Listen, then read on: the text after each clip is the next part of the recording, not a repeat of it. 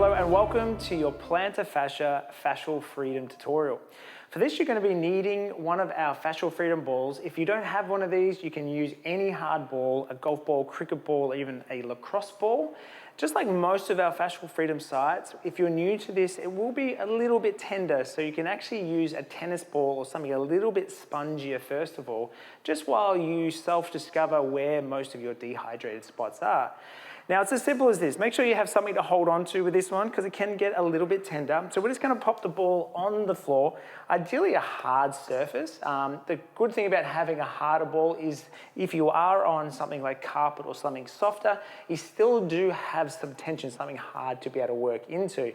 And all we're simply going to be doing from there is we're just going to put all the weight, hold on to something, all the weight's on the other leg, and the first thing we're just going to get you to do, just like all of our other sites, is self-discovery. You're just going to slowly run the ball around the bottom of the foot, straight up and down, side to side, and you're just going to search for the really sore spots. And in most cases, those sore spots mean there's a lot of dehydration in that area.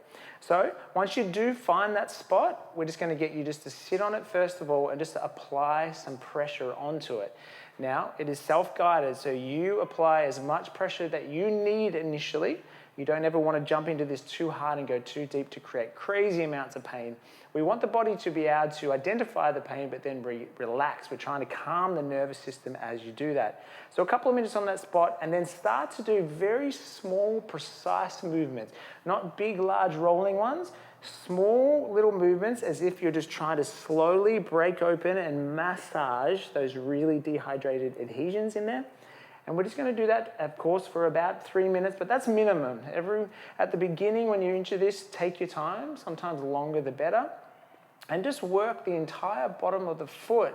And eventually you'll know where the real sore spots are. So they're the spots we want you to go after. A couple other techniques we can do is once you do find a bit of a tender spot, is we can start to try and curl the toes or move the toes up, so you're stretching, so you're pulling the toes back to the face, and that will hurt, so be ready for that, but then also curl it over the top so it contracts. So we're trying to do a little bit of active fascial freedom as well. That's another really good technique. One other little technique we can try and do is once you've got a good spot and you've got something to hold on to, is you can just try and create a little bit of a stretch through the back line. The plantar fascia is part of the superficial back line in terms of the myofascial lines. So you can actually find a spot and just shift back, pull the toes to the face. You can do a little bit of an anterior tilt. So you're stretching, you're trying to create a stretch through the full back line.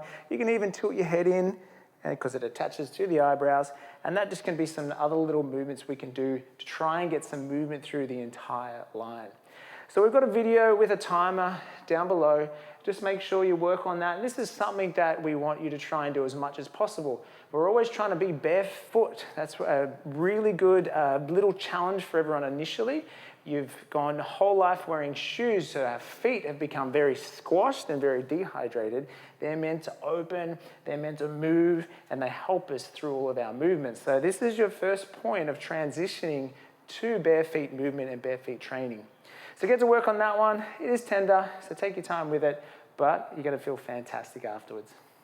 I'll see you on the next video tutorial.